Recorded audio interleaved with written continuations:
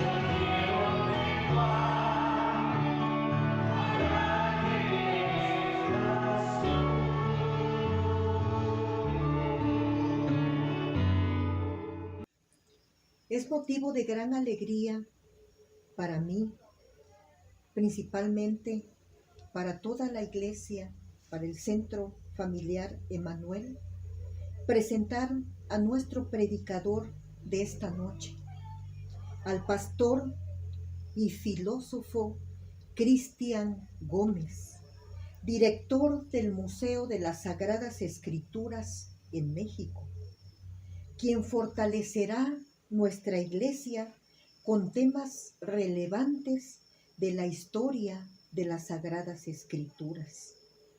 El tema de hoy, hermanos y hermanas, paradojas de la Biblia del oso. Adelante, pastor, es usted bienvenido.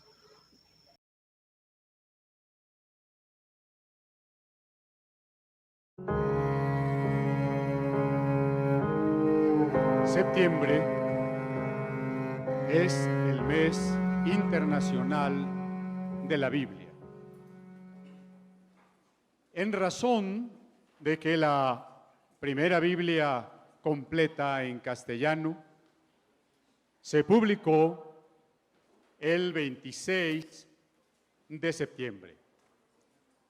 Y también en el ámbito católico, en el mes de septiembre, Jerónimo Eusebio en el siglo IV terminó la traducción de la Vulgata latina.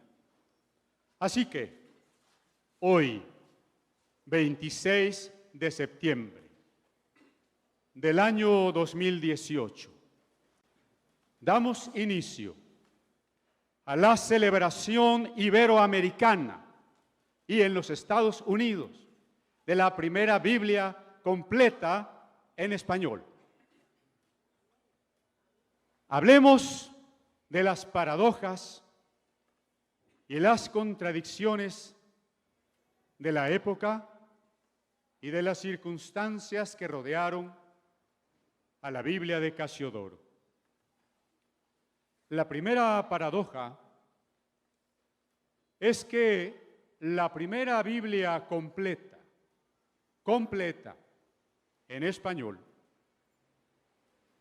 no se pudo traducir, no se pudo imprimir en España. La primera Biblia en español se tuvo que hacer fuera de España. Recordemos que el español nace por allá entre el siglo X y XI de nuestra era. Las glosas de los textos bautismales, llamadas emilianenses, son el primer documento del español. Así que, por un lado, nuestro idioma está cumpliendo 1000 años. Ahora, nuestro idioma está cumpliendo 1000 años. Ese documento está guardado allá en un monasterio en San Miguel de la Cogolla. Pero otra paradoja es que si preguntamos a algún estudiante alemán quién tradujo su Biblia, él sabe. Si preguntamos a la mayoría de los hablantes del español quién tradujo la Biblia del español, no lo sabe. Así que hacía varios siglos, en tiempos de Casiodoro, hacía antes varios siglos, que ya se echaba en falta una Biblia, porque fundamentalmente había sido transmitida en latín.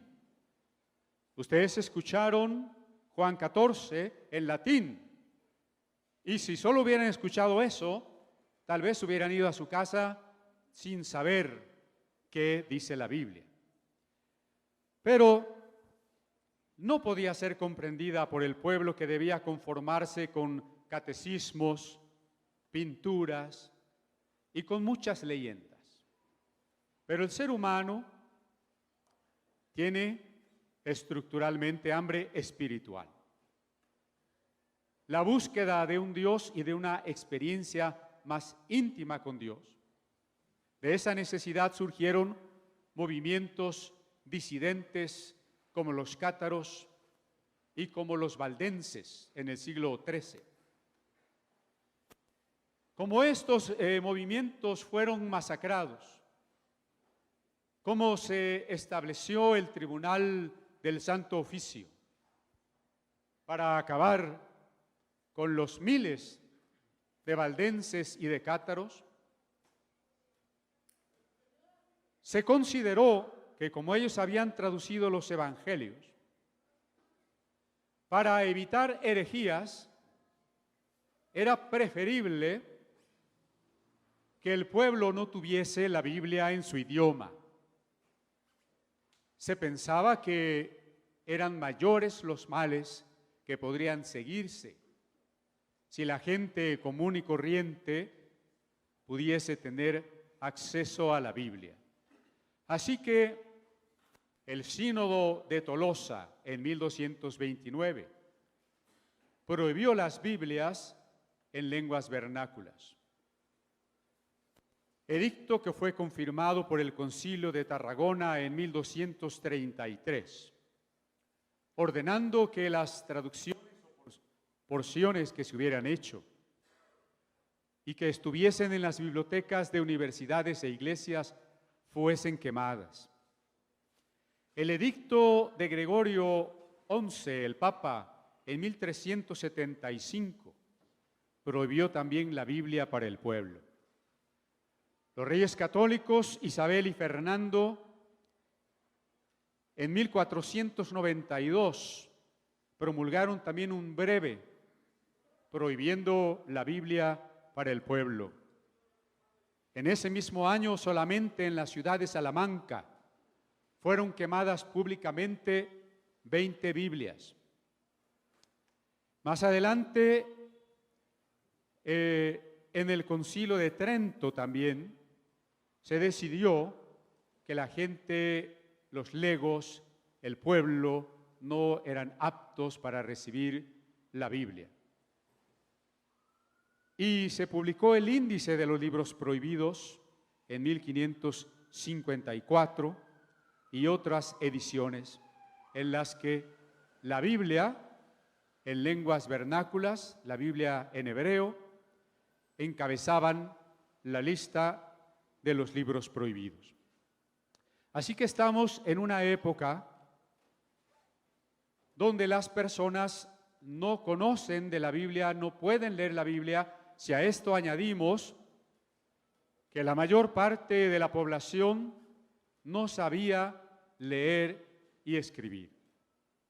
Sin embargo, en otras partes de España, al mismo tiempo, había una preocupación porque al menos partes de la Biblia estuviesen en manos de las personas.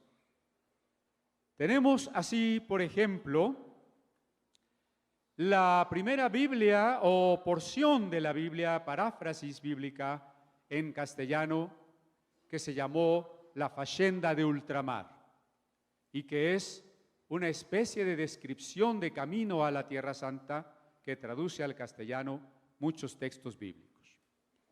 Tenemos también la Biblia romanceada en el siglo XIII de la Escuela de Traductores de Toledo, llamada también la Biblia alfonsina, y que formó parte de una grande y general historia del mundo de Alfonso el Sabio. Tenemos las traducciones del Marqués de Santillana o la de Bonifacio Ferrer al catalán. Tenemos una traducción del Antiguo Testamento al castellano hecha por un rabino llamado Moshe Rachel, que conocemos ahora como la Biblia de Alba. Todas estas que les estoy mencionando son Biblias anteriores a la invención de la imprenta. En 1452 se inventa la imprenta.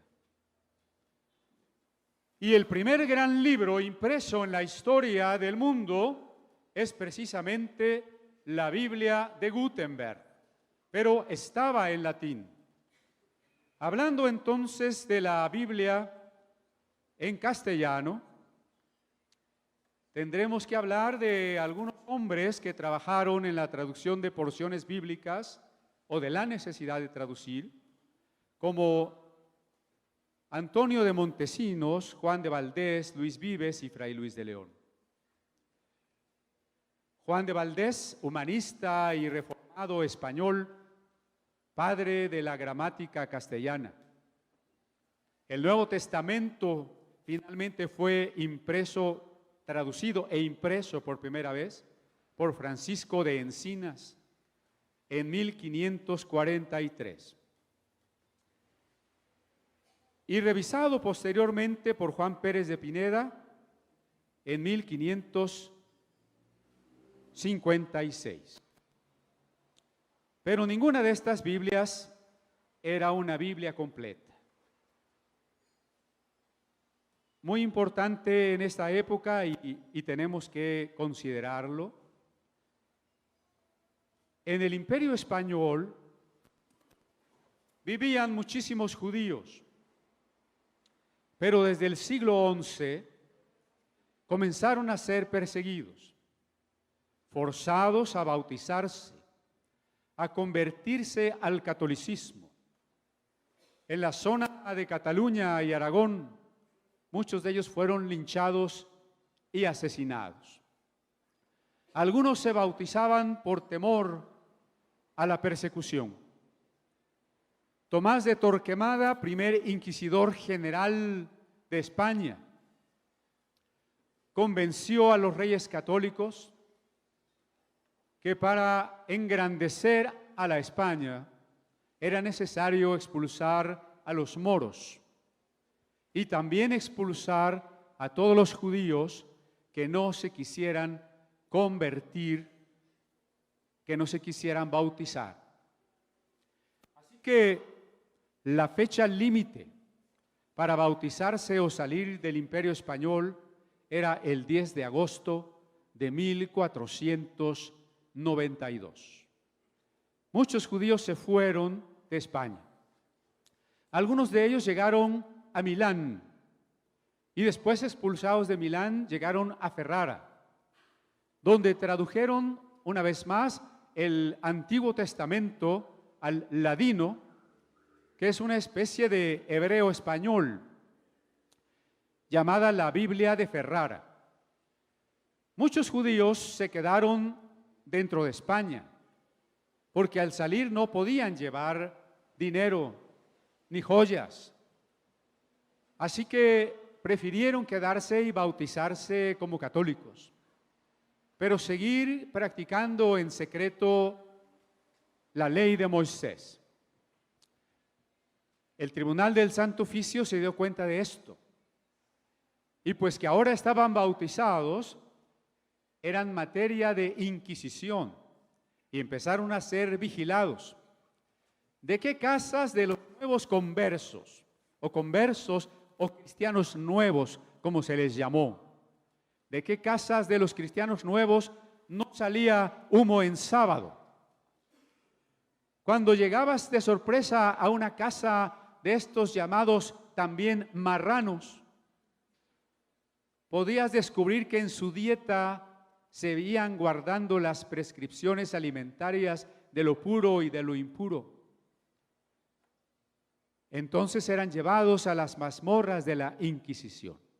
Aquí en México tuvimos el caso de un hijo criado en un monasterio que tuvo que salir cuando su padre murió y se dio cuenta que el resto de la familia lavó el cadáver e hizo rezos en hebreo. Y entonces los denunció ante la Inquisición. Toda la familia Carvajal, fundadora de Monterrey, fue llevada a las prisiones de la Inquisición aquí en la plaza de Santo Domingo y la mayor parte de ellos fueron quemados. ¿Por qué es importante esto? Porque he de decir que la reforma en España tuvo una gran parte de apoyo de los conversos, es decir, de los judíos. es probable que el propio Casiodoro de Reina tuviese ascendencia judía, aunque no se ha comprobado. Lo que es cierto es que su esposa era hija de Abraham de León, un judío, y que muchos protectores de los biblistas, incluso la familia adoptiva del editor de la Biblia políglota Regia, Arias Montano, eran judíos. Y que los judíos se identificaron inmediatamente con la Reforma porque ésta predicaba una religión de la interioridad, una religión del corazón. Lo importante no eran los ritos, los sacramentos, las peregrinaciones, las veladoras. Lo importante en realidad era el corazón. A esta búsqueda de la interioridad cristiana, al estilo de la imitación de Cristo de Tomás de Kempis, se le llamó el alumbradismo. Así que muchos de los primeros cristianos españoles fueron acusados de conversos o despreciados, incluso en otras naciones de Europa, incluso por otras iglesias protestantes, por su supuesta ascendencia judía, porque eran impuros de sangre. La lucha contra el judaísmo había evolucionado de una discriminación por diferencias religiosas a una discriminación de raza. Para poder participar en puestos nobles, uno tenía que demostrar pureza de sangre. Es que 4 generaciones arriba de nosotros no hubiese nadie judío en nuestra familia. Entonces, los primeros reformados españoles fueron acusados de conversos, de sangre contaminada y de alumbradistas. Lo cierto es que a esta búsqueda de una vida espiritual se añadió también la llegada del humanismo a España, especialmente con Erasmo de Rotterdam, que fue el primero que imprimió el Nuevo Testamento en griego, de donde la Biblia que usamos está traducida en el Nuevo Testamento. Erasmo de Rotterdam influyó en España con una cuestión que se llamó el humanismo cristiano. ¿Qué recupera el humanismo cristiano? Que el hombre es creación de Dios y por tanto tiene un valor. El hombre es imagen de Dios. El hombre es el objeto, la razón por la cual Jesucristo murió en la cruz. Así que el ser humano sí es pecador, sí es miserable, pero al mismo tiempo, para Dios, el hombre ha recibido de Dios, ha recibido del sacrificio de Cristo un valor maravilloso. Y por tanto, el hombre, su libertad, su conducta, ocupan un lugar central. Igualmente el humanismo se burlaba de la corrupción de la iglesia. Erasmo escribió un libro que se llama Elogio, alabanza de la locura, donde con ironía señalaba los vicios de la sociedad y de la iglesia e invitaba a los creyentes a la lectura universal de la Biblia. Es decir, que todos deberíamos leer la Biblia, que los teólogos deberíamos leer la Biblia, que la iglesia debería volver a poner la Biblia en el centro. No en vano surgió un dicho que decía: Erasmo puso el huevo y Lutero lo empolló. En este contexto de alumbradismo, de conversos judíos y de humanistas cristianos, la Reforma también comenzó a llegar a España. Y esto desde el momento en que la reina Isabel había pedido que el propio clero católico se reformara de sus vicios. Se creó la Universidad Complutense. El cardenal Jiménez de Cisneros editó e imprimió por primera vez una Biblia en varios idiomas, la primera gran Biblia políglota complutense de Alcalá de Henares. Para ello tuvo que reunir hebraístas, helenistas latinistas, expertos todos pues en Biblia. Resultado, muchos de ellos también conversos, que hubo un avivamiento de las letras bíblicas que, combinado con el deseo de interioridad espiritual, hizo que varios maestros de la Universidad de Alcalá de Henares se fueran a enseñar a Sevilla, a la universidad y a la catedral. Algunos de esos clérigos importantísimos fueron Constantino Ponce de la Fuente, el doctor Egidio, Bartolomé de Carranza. Comenzaron a predicar un mensaje cristocéntrico en la Catedral de Sevilla. Así que había un convento a las afueras que se llama el convento de San Isidro del Campo, convento de la Orden de San Jerónimo. El abad del convento, García Arias, el monje más erudito, Casiodoro de Reina, y otro de sus amigos, Antonio del Corro, iban a escuchar las predicaciones a la catedral y encontraron a Cristo. Y empezaron a hablar de Cristo en el monasterio. Y pronto los casi 50 monjes que profesaban allí empezaron a dejar de lado las rutinas litúrgicas y ritualistas, la oración por los muertos, y en cambio utilizaron su tiempo en el estudio de la Biblia y en el trabajo manual.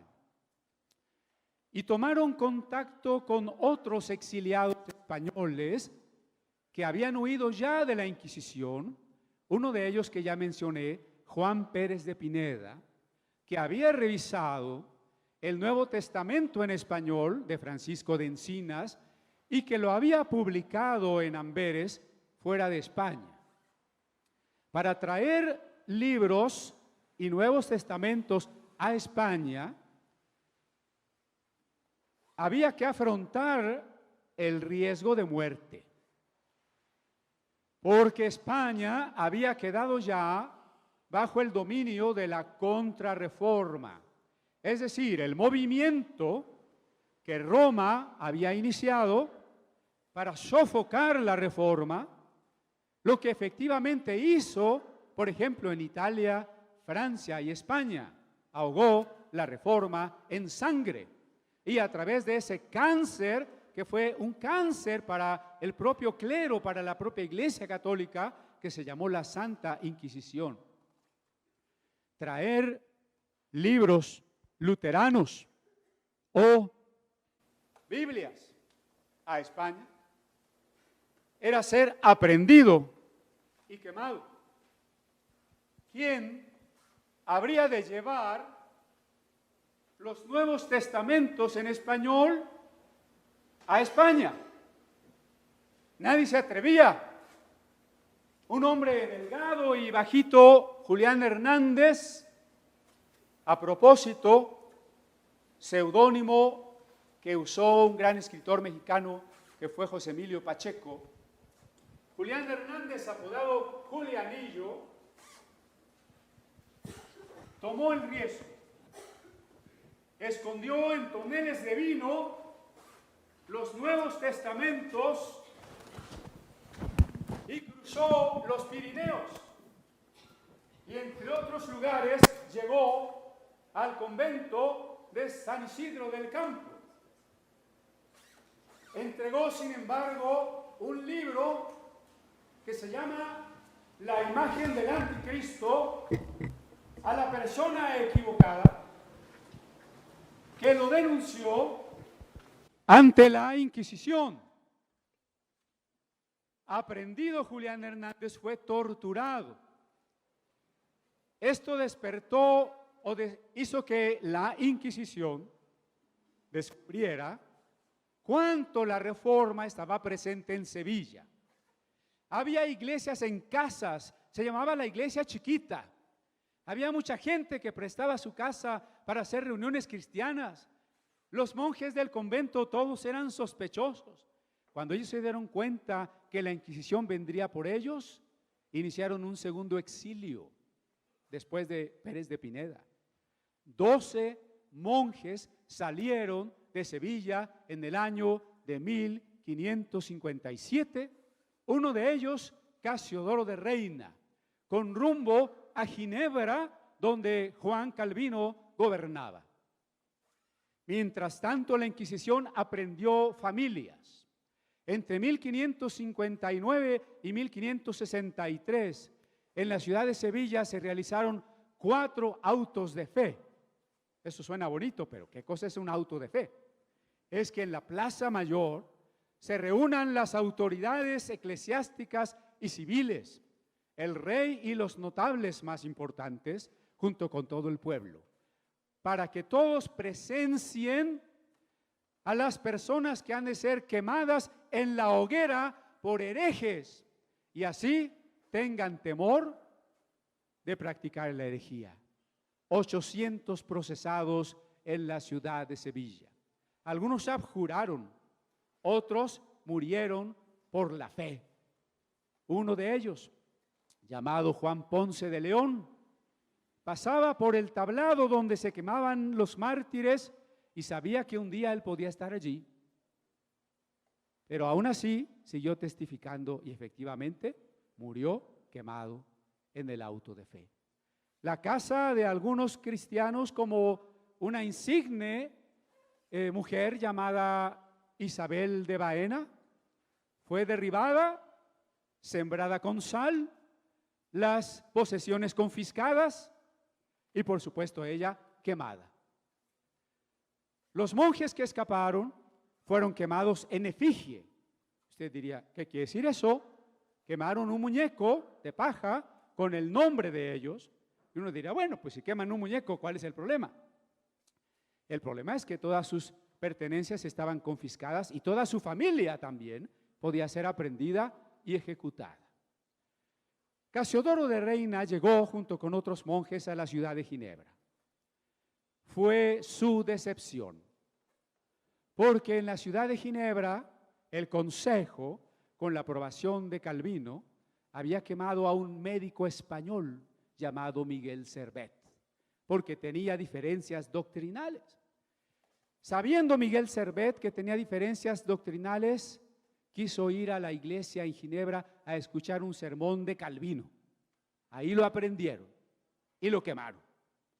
Y Casiodoro de Reina es una persona que toda la vida sufrió persecución, pero es una persona que toda la vida predicó la tolerancia, que toda la vida junto con otros humanistas, como Sebastián Castellio,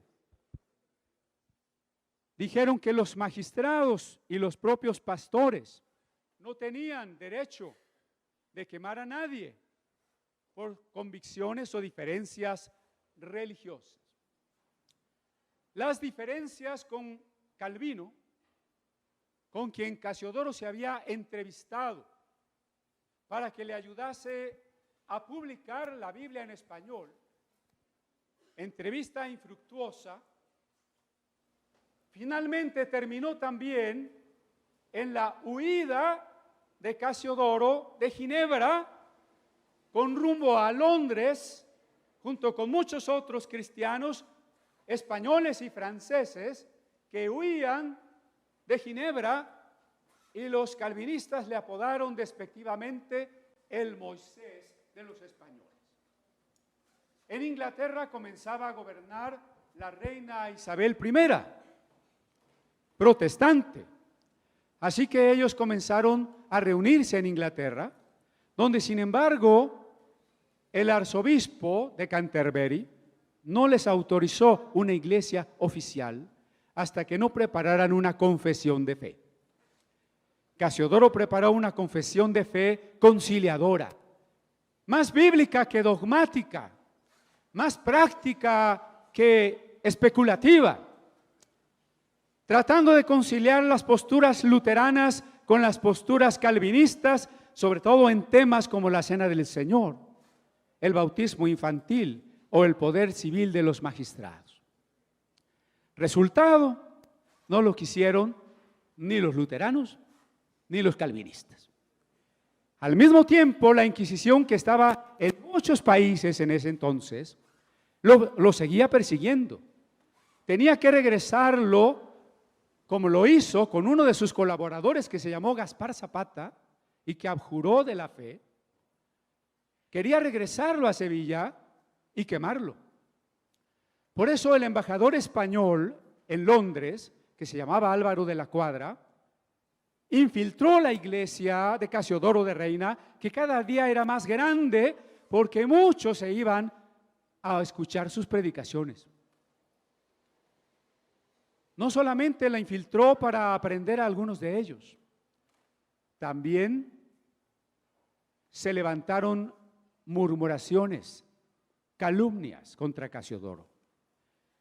Se le pagó a algunos agentes del gobierno español para afirmar que Casiodoro de Reina era sodomita, es decir, había pecado de homosexualidad, que había pecado de adulterio, que negaba la Trinidad y que la confesión de fe, la confesión hispánica, no era clara en muchos de sus puntos. Esto fue suficiente para que sus enemigos, sobre todo el pastor de Galars en Londres, lugarteniente de Calvino, aprovecharan la ocasión y se quejaran con el arzobispo. Le quitaron el templo que le habían prestado. Le quitaron el estipendio que le daba la reina Isabel. Lo destituyeron como pastor y le preparaban la muerte. Así que Casiodoro tuvo que huir a la ciudad de Estrasburgo, donde Martín Bucero era un reformador un poco más tolerante que los otros reformadores. Triste es decirlo, hermanos, no solo entre católicos y protestantes, sino entre protestantes unos con otros, también nos hemos perseguido, también nos hemos dado muerte en una cosa que se llama el odium theologicum. ¿Usted entiende lo que es eso? Sin embargo, el resto de la vida de Casiodoro fue seguir huyendo de ciudad en ciudad. Basilea, Frankfurt, Estrasburgo, siempre escondiéndose de la Inquisición. En una ocasión su mujer tuvo que escapar disfrazada de marinero porque él logró sacar de España a sus padres. Luego se casó y luego a sus hijos. Ahí está, gracias. En ese periplo, en ese huir de un lugar a otro, y a lo largo de unos 12 años de trabajo, Casiodoro de Reina completó la traducción de la Biblia al castellano. Un judío converso, rico mercader de Holanda, llamado Marcos Pérez, financió la publicación de la primera Biblia completa en español, conocida como Biblia del Oso. El 26 de septiembre de 1569 se tiraron 2.600 ejemplares. La mayoría, al ser perseguidos y confiscados, fueron destruidos o quemados. De los más o menos 30 ejemplares que quedan en el mundo, tiene usted allí uno de ellos. Y como Casiodoro no le puso el nombre, no le puso su nombre porque el propósito es que esa Biblia que se publicó fuera de España, en Suiza, en Basilea, llegara a España. La gran preocupación de Casiodoro era por sus paisanos, para que ellos recibieran la Sagrada Escritura.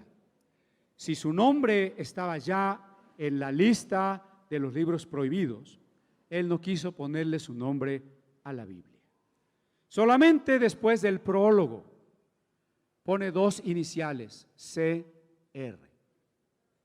Sin embargo, alguno que otro ejemplar después lo llegó a dedicar con su firma autógrafa. Es el caso del ejemplar que tenemos aquí. Tiene la firma autógrafa de Casiodoro de Reina. ¿Por qué le llamamos Biblia del Oso? Porque en aquella primera edición, en la portada hay un emblema tipográfico de un oso parado frente a un árbol hendido por un mazo, del cual sale la miel de un panal, y el oso está comiendo la miel de ese panal. En realidad, ese emblema fue de un impresor llamado Martin Wiener, utilizado por el primer impresor que iba a hacer la Biblia del Oso, pero que no la hizo, finalmente murió. Pero ese emblema se quedó. ¿Qué significaba en sus orígenes? No sabemos. Pero ¿qué significa para nosotros hoy? ¿Recuerda aquel salmo que dice: más dulces son a mi paladar tus palabras que la miel a mi boca? ¿No era España un imperio en decadencia como ese árbol tronchado del emblema? ¿No era hendido por un mazo que lo destruía? Sin embargo, la palabra de Dios, un panal de miel, que esas abejitas que vuelan alrededor representando a los que se esfuerzan por traducir la Biblia, podrían proveer. Así que, debido a esa impresión, se le llamó Biblia del Oso.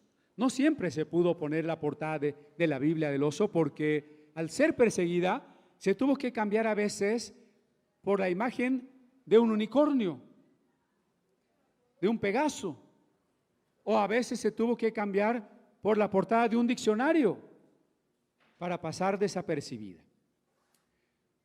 Voy a ir cerrando. Esta Biblia además iniciaba con una cita de las conclusiones del Concilio de Trento, en donde se dejaba una salvedad pequeña de que una Biblia aprobada por el obispo, que no tuviese errores, podría llegar a publicarse. Y Casiodoro lo colocó en la primera página. Esta Biblia también contenía los libros deuterocanónicos, porque estaba dirigida precisamente a un pueblo católico, y el propósito es que ese pueblo leyera la Biblia. Casiodoro tradujo del texto hebreo y del texto griego, y lo hizo con una gran fidelidad.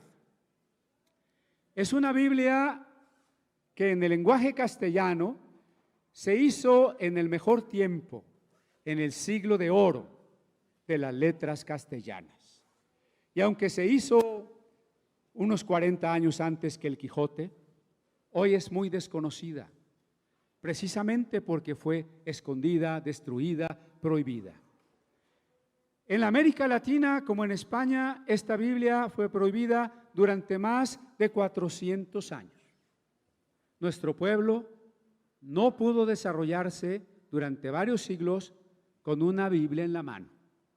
Por eso es tan importante hoy que celebremos, que a partir del día de hoy y todo el año que viene podamos motivar a cada iglesia local, a cada seminario, a cada denominación, a cada gobierno, a cada entidad cultural, a cada academia de la lengua española en cada país, para que celebremos una obra cumbre de la literatura castellana, en el sentido estético, insuperable hasta el día de hoy, pero que también el pueblo, que durante más de 4 siglos no tuvo acceso a esta Biblia, hoy se interese por ella, la conozca en una sociedad en la que vamos en una debacle moral, de inversión de valores, de relativismo hacia el caos. Necesitamos regresar al libro fundante de la civilización y de la cultura de Occidente, Una obra que se ha dejado fuera muchas veces de las bibliotecas, de las universidades y de muchas librerías, que se ha dejado fuera de la cultura de la persona, de los medios masivos de comunicación. Pero solo volviendo a esta obra, tendríamos esperanza de volver a levantarnos, de volver a entender lo que sea la justicia, la fidelidad, la misericordia, el amor. Muchos de nuestros queridos hermanos que tienen esta Biblia en su mano no saben nada de su historia, no saben nada de Casiodoro de Reina. Durante varios siglos también se pensó que era de Cipriano de Valera. No, es de Casiodoro de Reina. Por si fuera poco, algunos sectores cristianos hoy la denostan, hablan mal de ella sin conocerla. Hoy tenemos muchas revisiones, muchas versiones de la Biblia del Oso, pero la esencia no se ha perdido. La esencia de la palabra sigue siendo la misma. Por eso yo les invito para que esta reunión no sea una especie de clausura de la celebración, sino precisamente el inicio de más de un año de celebraciones iberoamericanas de la Biblia del Oso, en donde nuestra última meta es celebrar una lengua que es la segunda más hablada en el mundo, con más de 500 millones de personas. Una lengua que será hablada por más de 50 millones de personas en pocos años en los Estados Unidos. Una lengua que, como toda lengua, es vehículo de muchas cosas en los planos de la economía, de la sociedad, de la política, pero que nosotros queremos que vuelva a ser una lengua vehículo de la vida espiritual. Una lengua que se vuelva a nutrir y a enriquecer de la Sagrada Escritura. Por supuesto, no solo es la única traducción, hoy tenemos muchas traducciones y es bueno consultar muchas traducciones, pero un lugar en la historia que nada podrá ocupar ni desplazar es la maravillosa Biblia de Casiodoro de Reina, motivo de nuestra gratitud y de nuestra celebración, pero también del compromiso.